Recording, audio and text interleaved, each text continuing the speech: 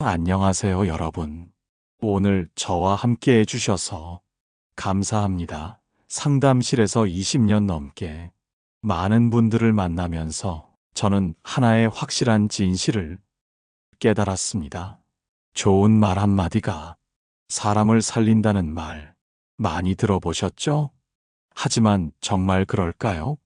지난주에 제게 온 한 내담자분의 이야기입니다.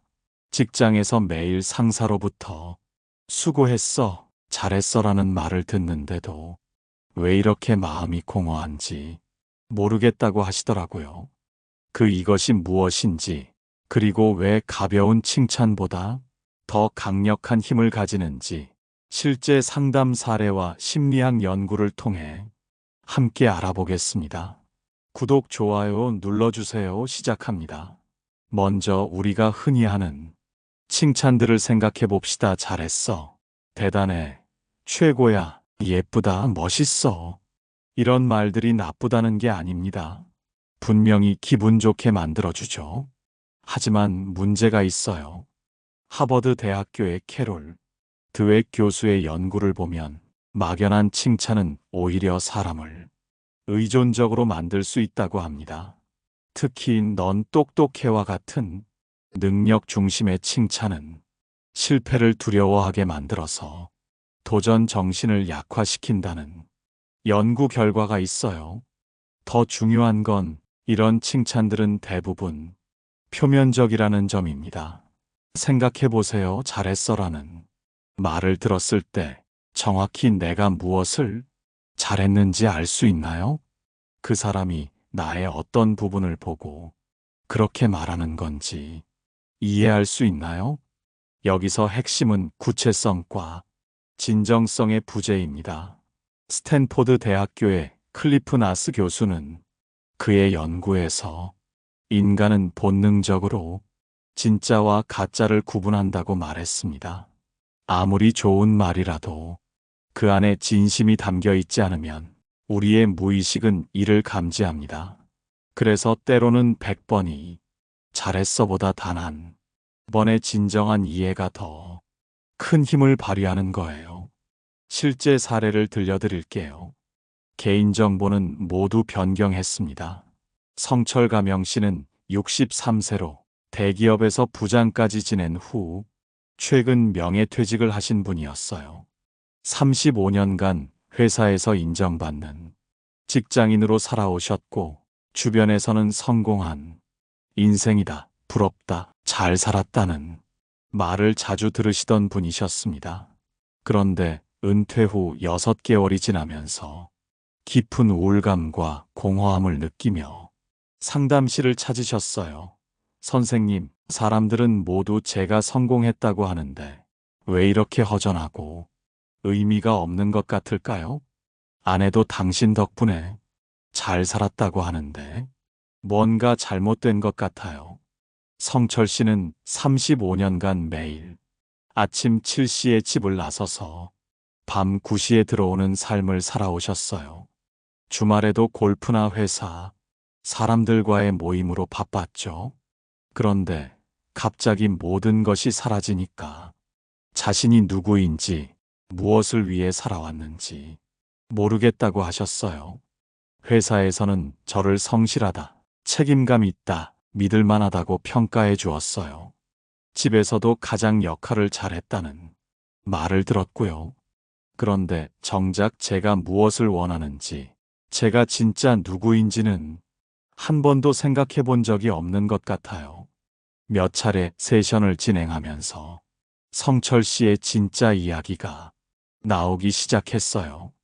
대학에서는 문학을 전공하고 싶었지만 부모님의 반대로 경영학과에 갔다는 것, 젊은 시절에는 여행을 좋아했지만 회사 일 때문에 포기했다는 것, 아이들이 어릴 때 더 많은 시간을 함께 보내고 싶었지만 그러지 못했다는 것.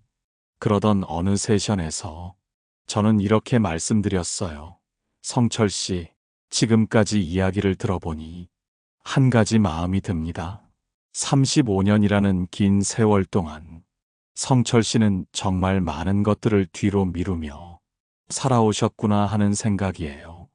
나중에 언젠가는이라고 하면서 자신의 진짜 꿈이나 원하는 것들을 계속 미뤄두셨을 텐데 그 과정에서 느꼈을 아쉬움, 때로는 답답함, 그리고 과연 이게 내가 원하는 삶일까? 라는 의문들, 그런 마음들을 혼자서 얼마나 많이 삼키고 사셨을까요? 성철 씨는 한참 동안 고개를 숙이고 계시더니 이렇게 말씀하셨어요. 선생님, 지금까지 아무도, 심지어 제 자신도 그런 식으로 생각해 본 적이 없었어요. 사람들은 모두 제가 성공했다고만 하지, 제가 무엇을 포기하고 살았는지는 아무도 알아보지 않더라고요. 처음으로 누군가가 제 진짜 마음을 알아주는 것 같아요. 여기서 중요한 포인트는 뭘까요? 저는 성철 씨에게 잘 살았다거나 성공했다는 칭찬을 하지 않았습니다. 오히려 그분이 35년간 경험하셨을 내적 갈등과 희생의 무게를 구체적으로 인식하고 공감해 드린 거예요. 사회적 성공이라는 겉모습 뒤에 숨어 있던 진짜 마음을 알아차리고 표현해 드린 것이죠. 성철 씨는 그 이후 처음으로 자신의 인생을 되돌아볼 용기가 생겼다고 하시며 미뤄두었던 문학 공부를 시작하고 여행 계획도 세우기 시작하셨어요. 이것이 바로 칭찬을 뛰어넘는 힘입니다. 이해받는다는 느낌이에요. 여기서 심리학적으로 중요한 세 가지 개념을 소개해 드릴게요. 특히 인생의 많은 경험을 쌓아오신 50-70 대분들에게는 더욱 깊이 와닿는 내용일 것입니다. 덴마크 출신의 발달 심리학자 에릭스는 인간의 발달 단계를 8단계로 나누었는데 그중 중년기 40-65세의 핵심 과제를 생산성 대 침체성이라고 했습니다. 이 시기의 사람들은 단순히 잘했다는 평가보다는 자신이 세상에 어떤 의미 있는 것을 남겼는지, 다음 세대에게 무엇을 전해줄 수 있는지에 대한 깊은 고민을 한다는 것이죠. 앞서 성철 씨 사례에서 보셨듯이 성공했다는 칭찬은 오히려 공허감을 더했습니다. 하지만 35년간 많은 것을 희생하며 책임을 다하셨다는 구체적 이해는 그분에게 자신의 삶을 재평가할 용기를 주었어요. 에릭스는 말했습니다. 중년의 위기는 칭찬으로 해결되지 않는다. 오직 자신의 경험이 타당하다는 깊은 이해를 통해서만 다음 단계로 나아갈 수 있다. 독일의 정신분석학자 하인즈 코헛이 제시한 공감적 이해 개념입니다. 코헛은 특히 인생의 전환점에 있는 사람들을 연구하면서 발견한 것이 있어요. 은퇴, 자녀 독립, 배우자와의 관계 변화 등을 겪는 중장년층에게는 당신의 내면 경험이 충분히 이해받을 만하다는 메시지가 절실히 필요하다는 것입니다. 코헛은 이를 자기 객체 경험이라고 불렀어요. 즉, 다른 사람이 나의 내면을 거울처럼 정확히 반영해 줄 때 비로소 우리는 자신의 존재감을 회복한다는 것이죠. 실제로 많은 중장년층 내담자들이 지금까지 가족을 위해, 회사를 위해 살아왔는데 정작 나는 누구인가? 라는 질문을 합니다. 이때 필요한 것은 잘 살았어요 라는 평가가 아니라 그 긴 세월 동안 자신의 꿈을 뒤로 미루며 책임을 다하는 것이 얼마나 힘들었을까라는 구체적 공감인 거예요. 홀로코스트 생존자이자 정신과 의사인 빅터 프랭클은 로고테라피를 개발했습니다. 프랭클은 특히 중장년 이후에 겪는 실존적 공허에 대해 깊이 연구했어요. 이는 외적으로는 모든 것을 성취했는데도 내적으로는 의미를 찾지 못하는 상태를 말합니다. 그는 말했습니다. 인간이 가장 깊이 원하는 것은 행복도 쾌락도 아니다. 바로 의미다. 그리고 그 의미는 다른 사람이 부여해주는 것이 아니라 자신의 경험이 충분히 이해받을 때 스스로 발견하게 된다. 프랭클의 연구에 따르면 50대 이후의 우울감이나 공허감은 대부분 인정 결핍이 아니라 의의 결핍에서 온다고 해요. 예를 들어 자녀를 다 키워낸 어머니가 수고했어라는 말보다는 아이들이 어릴 때부터 지금까지 밤잠을 설치며 걱정하고 때로는 자신의 꿈을 포기하면서도 아이들을 위해 헌신한 그 마음이 얼마나 숭고했을까라는 구체적 이해에 더 깊이 감동받는 이유가 바로 여기에 있습니다. 이 세 심리학자들이 공통점은 무엇일까요? 모두 이해받는 경험이 인간의 가장 근본적인 욕구라고 본다는 점입니다.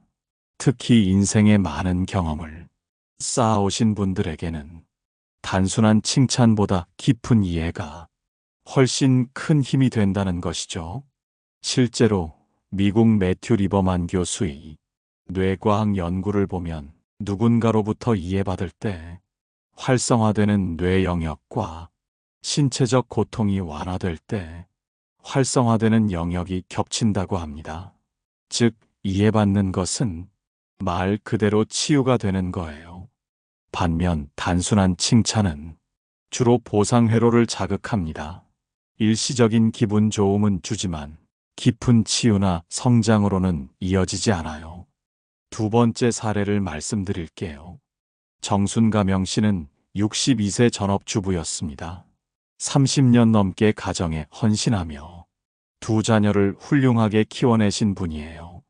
큰아이는 의사가 되었고 작은아이도 좋은 회사에 취직해서 결혼까지 했습니다. 주변에서는 모두 정순 씨 복 받았다. 자식 농사 잘 지었다. 훌륭한 어머니다라며 부러워했어요. 그런데 정순 씨는 극심한 우울감에 시달리며 상담실을 찾으셨습니다. 선생님, 사람들은 모두 제가 성공한 어머니라고 해요. 아이들도 효자, 효녀고. 그런데 왜 이렇게 허전하고 의미 없는 것 같을까요? 하루하루가 그냥 지나가기만 하는 것 같아요. 정순 씨와 대화를 나누다 보니 30여 년간의 긴 이야기가 나오기 시작했어요. 젊을 때는 피아노를 배우고 싶었어요. 대학에서도 음악을 전공하고 싶었는데 집안 사정 때문에 포기했죠. 결혼하고 나서도 아이들 키우느라 늘 나중에 아이들 다 키우면이라고 생각했는데 정말 그 나중에가 왔는데도 뭘 해야 할지 모르겠어요. 또 다른 이야기도 나왔습니다. 아이들이 어릴 때는 정말 힘들었어요. 밤새 아픈 아이 돌보고 학교 일로 스트레스 받고 남편은 늘 바빠서 혼자 다 해야 했죠. 그때는 정말 언제까지 이렇게 살아야 하나 싶었는데 지금 생각해보니 그때가 더 의미 있었던 것 같아요. 몇 차례 세션을 거치면서 정순 씨의 더 깊은 마음이 드러났어요. 사실 저는 아이들이 저를 필요로 하지 않아서 서운해요.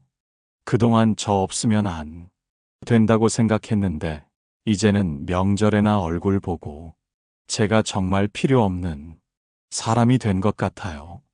그때 저는 이렇게 말씀드렸어요. 정순 씨, 지금까지 이야기를 들어보니까 정말 많은 생각이 듭니다. 30년이 넘는 세월 동안 정순 씨는 자신의 꿈과 원하는 것들을 모두 뒤로 미루면서 아이들을 최우선으로 생각하며 사셨구나. 그 과정에서 때로는 너무 힘들어서 언제까지 이렇게 살아야 하나 싶으셨을 텐데도 끝까지 아이들을 위해 희생하셨죠. 그런데 이제 아이들이 독립하고 나니까 30년간 뒤로 미뤄둔 자신의 삶이 한꺼번에 앞으로 밀려오는 것 같지 않으신가요? 그러면 나는 이제 누구인가? 나는 무엇을 하며 살아야 하는가?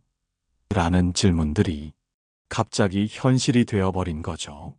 그리고 무엇보다 30년 넘게 누군가에게 절실히 필요한 사람으로 살아오시다가 갑자기 그 역할이 줄어들었을 때의 상실감, 그 마음이 얼마나 복잡하고 아프실지 충분히 이해가 됩니다.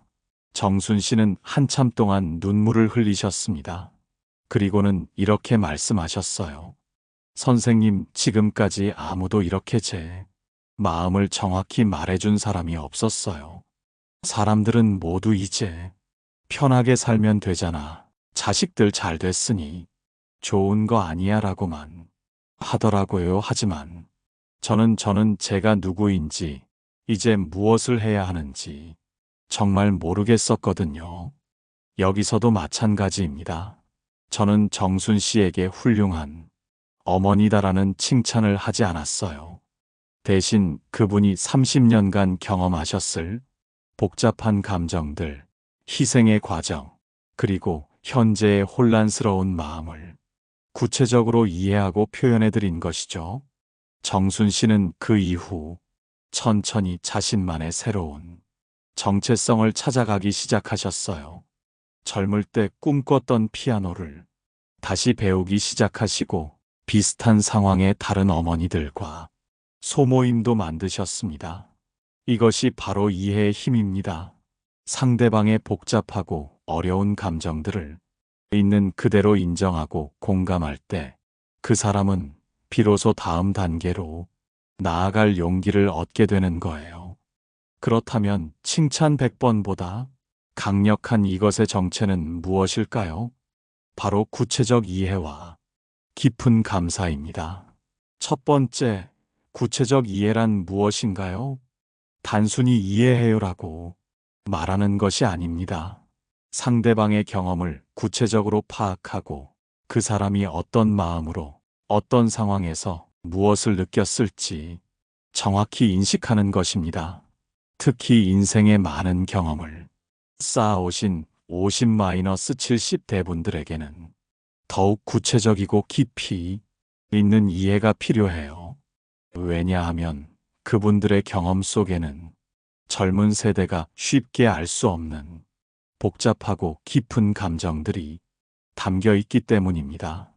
예를 들어보겠습니다. 은퇴한 아버지에게 고생 많으셨어요.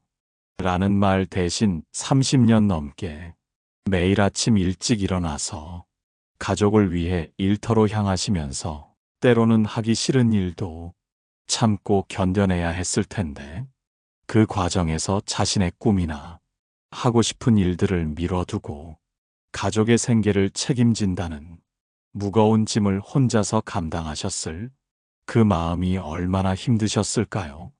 자녀를 다 키워낸 어머니에게 훌륭하게 키우셨네요 라는 말 대신 아이들이 어릴 때부터 지금까지 밤잠 못 이루며 걱정하고 아플 때마다 가슴 졸이며 돌보고 때로는 자신의 일은 뒤로 미루면서도 아이들을 위해서라면 무엇이든 해주려고 했던 그 마음, 그 긴 세월 동안의 헌신이 얼마나 숭고했을까요?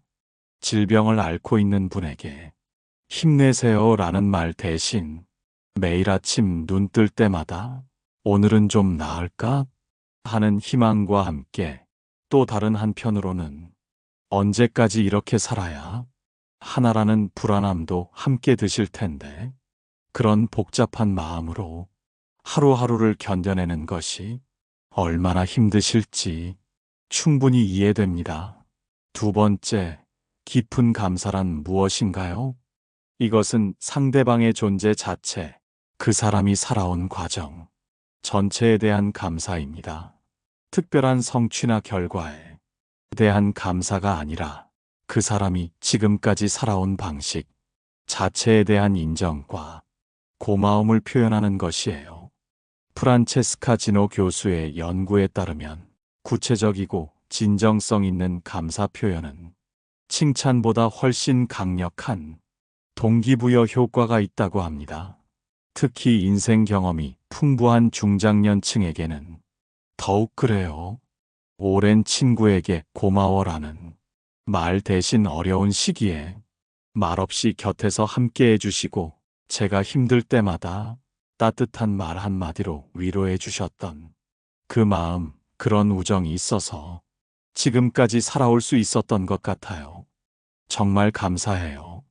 배우자에게 당신 덕분이야 라는 말 대신 지난 몇십 년 동안 좋은 일도 힘든 일도 함께 나누면서 때로는 서로 다툴 때도 있었지만 결국 한 방향을 바라보며 가정을 지켜온 당신의 그 마음, 그런 동반자가 있어서 여기까지 올 수 있었던 것 같아요.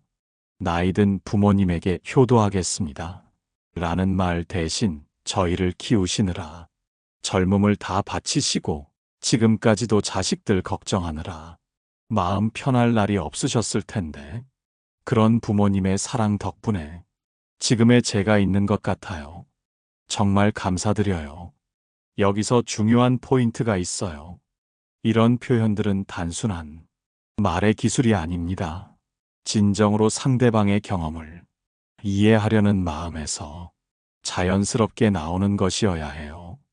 하버드 의과대학의 조지 베일런트 교수가 75년간 추적 연구한 하버드 성인 발달 연구를 보면 노년기 행복의 가장 중요한 요소는 이해받는다는 느낌이라고 합니다. 자신의 인생이 의미 있었고 그 과정에서의 노력과 희생이 타당했다는 인정을 받을 때 비로소 진정한 만족감을 느낀다는 것이죠. 그렇다면 일상생활에서 어떻게 적용할 수 있을까요? 특히 50-70대 분들과의 소통에서 어떻게 실천할 수 있는지 구체적으로 말씀드릴게요. 1단계 깊이 있게 관찰하기. 상대방의 표정, 말투, 행동을 자세히 관찰하세요. 그 뒤에 숨어 있는 마음을 읽으려고 노력해 보세요. 특히 중장년층의 경우 겉으로는 괜찮다고 하시면서도 내면에는 복잡한 감정들을 가지고 계실 경우가 많아요. 예를 들어 은퇴하신 아버지가 이제 편하다고 말씀하시면서도 표정이 어둡다면 그 뒤에 숨은 공허함이나 정체성의 혼란을 알아차려 보세요. 2단계 시간의 흐름 속에서 상상하기. 이분이 지금까지 어떤 인생을 살아오셨을까? 어떤 선택과 포기를 반복하셨을까? 지금 이 순간 어떤 마음이실까? 를 깊이 생각해 보세요. 중요한 것은 단순히 현재 상황만이 아니라 그분이 살아온 긴 시간의 맥락을 이해하려고 노력하는 것입니다. 3단계 구체적이고 정확하게 표현하기. 막연한 칭찬 대신 당신이 파악한 상대방의 상황과 마음을 구체적으로 표현해 주세요. 특히 그분의 과정에 주목하세요. 실제 적용 예시들을 보여드릴게요. 나이든 어머니와의 대화. 어머니, 요즘 무릎이 아파서 장보기도 힘들어 라고 하실 때 괜찮아지실 거예요. 라는 말 대신 어머니, 지금까지 몇십 년을 가족들 챙기시느라 자신의 몸은 돌보지 못하고 사셨는데 이제 몸이 아프시니까 답답하시고 서운하시겠어요. 그동안 당연하게 하셨던 일들을 못하시게 되니까 속상하실 것 같아요. 은퇴한 아버지와의 대화. 아버지 집에만 있으니까 답답하네 라고 하실 때 취미라도 찾으세요. 라는 말 대신 아버지 35년을 매일 아침 일찍 나가서 바쁘게 사시다가 갑자기 할 일이 없어지니까 정말 어색하고 허전하실 것 같아요. 그동안 일이 인생의 큰 부분이었는데 그게 사라지니까 나는 이제 뭘 하며 살아야 하나 싶으실 테고, 배우자와의 대화. 배우자, 요즘 건강이 예전 같지 않아? 라고 할 때 나도 마찬가지야 라는 말 대신 여보, 지금까지 가족을 위해 몸을 돌보지 못하고 달려오시느라 고생하셨는데 이제 몸이 예전 같지 않으니까 불안하시고 걱정되실 거예요. 앞으로 어떻게 될까 하는 마음도 드실 테고, 시부모님과의 대화. 시어머니, 요즘 젊은 사람들은 다 바빠서 라고 하실 때 그러게요 라는 말 대신 어머님, 자식들이 다 바쁘게 사는 걸 보시면서 한편으로는 기특하시면서도 다른 한편으로는 외로우시고 서운하실 것 같아요. 예전에는 자식들이 더 자주 찾아왔는데 지금은 그때보다 연락도 뜸하고 그런 변화가 씁쓸하실 거예요. 4단계 감정을 검증하기 표현한 후에는 상대방의 반응을 잘 관찰하세요. 맞다. 그래. 그런 마음이다라는 반응이 나온다면 올바르게 이해한 것입니다. 만약 그게 아니라 라고 하신다면 더 자세히 들어보고 다시 이해하려고 노력하세요. 5단계 꾸준히 실천하기. 이런 소통 방식은 하루아침에 익숙해지지 않습니다. 처음에는 어색할 수도 있어요. 하지만 꾸준히 실천하다 보면 자연스러워지고 상대방과의 관계도 놀라울 정도로 깊어집니다. 주의사항 진심이 전제되어야 합니다. 기술적으로만 접근하면 오히려 역효과가 날 수 있어요. 상대방의 감정을 단정하지 마세요. 하실 것 같아요. 하셨을 거예요.처럼 추측의 형태로 표현하는 것이 좋습니다. 한 번에 완벽하려고 하지 마세요. 조금씩 이해의 깊이를 더해가는 것이 중요합니다. 오늘 우리가 함께 살펴본 내용을 정리해 보겠습니다. 사람의 마음을 진정으로 움직이는 것은 칭찬이 아니라 이해입니다. 그리고 그 이해는 구체적이고 진정성이 있어야 합니다. 앞서 소개한 두 사례의 내담자분들은 모두 이후 놀라운 변화를 보였어요. 성철 씨는 완벽주의에서 벗어나 자신의 진정한 모습을 찾아가기 시작했고, 민수 씨는 20년 만에 처음으로 자신의 의견을 당당히 표현하기 시작했습니다. 왜 그랬을까요? 바로 이해받는다는 경험이 그들에게 용기를 주었기 때문입니다. 여러분도 오늘부터 한번 시도해 보세요. 주변 사람들에게 잘했어, 고마워라는 말 대신 그 사람의 마음과 상황을 구체적으로 이해하고 표현해 보세요. 그들이 겪었을 어려움, 보여준 노력, 그 과정에서의 마음을 있는 그대로 인정해 주세요.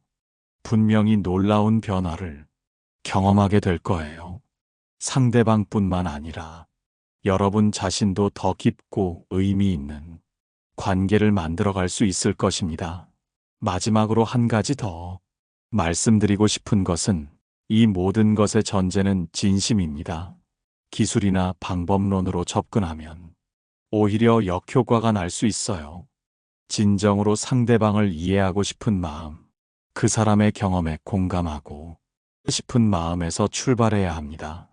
오늘 영상이 여러분의 소중한 관계들에 도움이 되었기를 바랍니다. 구독과 좋아요, 그리고 댓글로 여러분의 경험을 나눠주시면 감사하겠습니다. 다음 영상에서 또 만나요. 감사합니다.